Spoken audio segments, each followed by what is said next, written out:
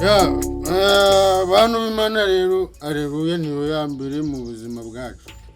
Uwiteka akimara kutwereka urubyaro rwande rwa Adamu, tugiye kureba ukuntu twahindutse babi. Iterambere riri kutugira iki? Ibigoryi n'ibigome. Ndebere gukanda sabuni ibintu bigoye, umutima mubi. Abantu bahinduka babi cyane. Ubu ni umutwe w'amagambo, igice cya 6 itangiriro umurongo wa mbere. Abantu bagenda bahinduka babi. Turagiye. Abantu batangiye kugwira mu isi, babyara abakobwa. Abana b'Imana bareba abakobwa b'abantu ari beza. Abantu bagwiriye ku isi babyara abakobwa.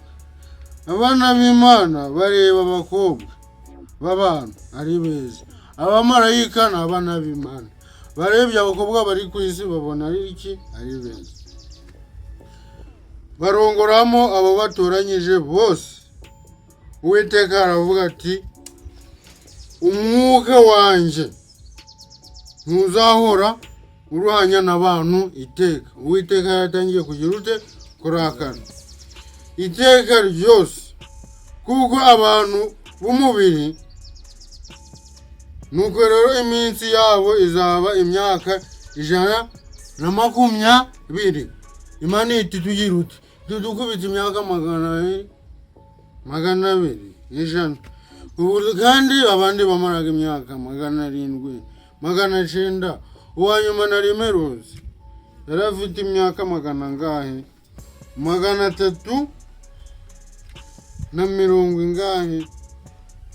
335.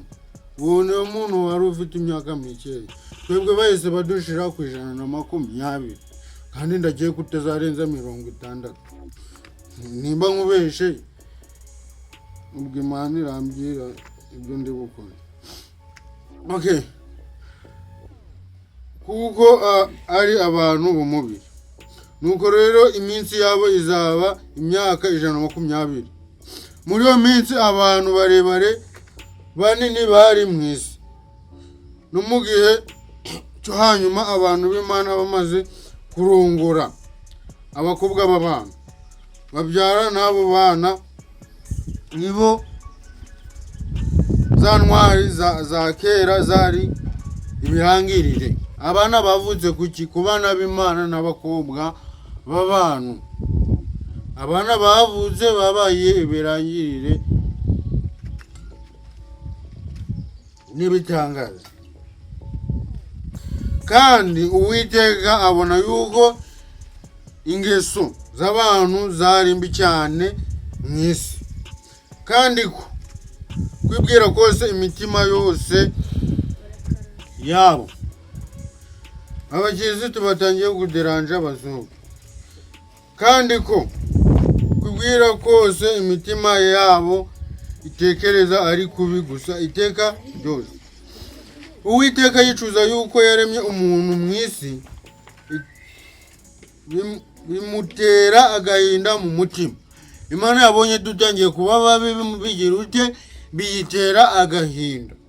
Muteye agahinda n'umujinya mwinshi cyane. Uwiteka aravuga ati,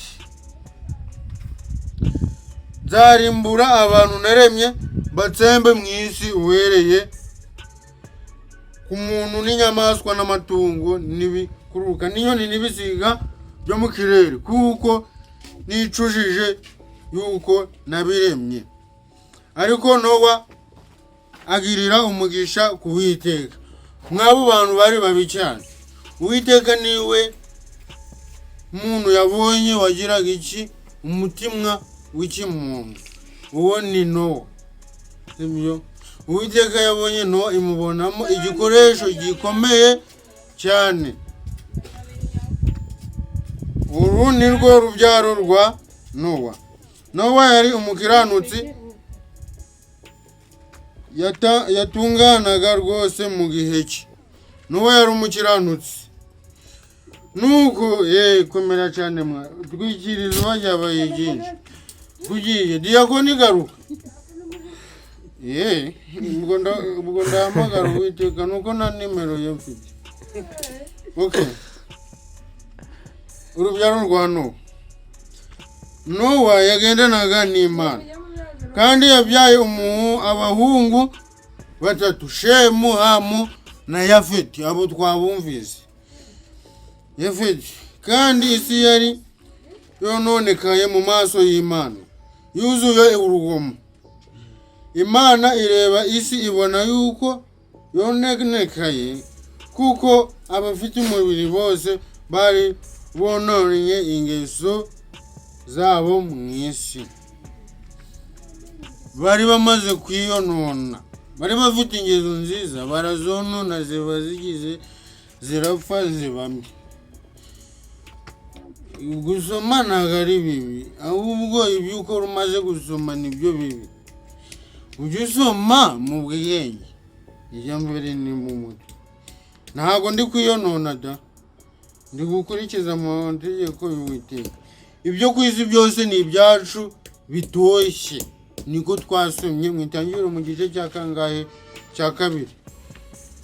Okay, ubwo Uwiteka yaramaze kurakara, afashe umwanzuro wo kugira ute wo kurimbura isi n'ibiyirimo byose, ikarema abandi bashyashya.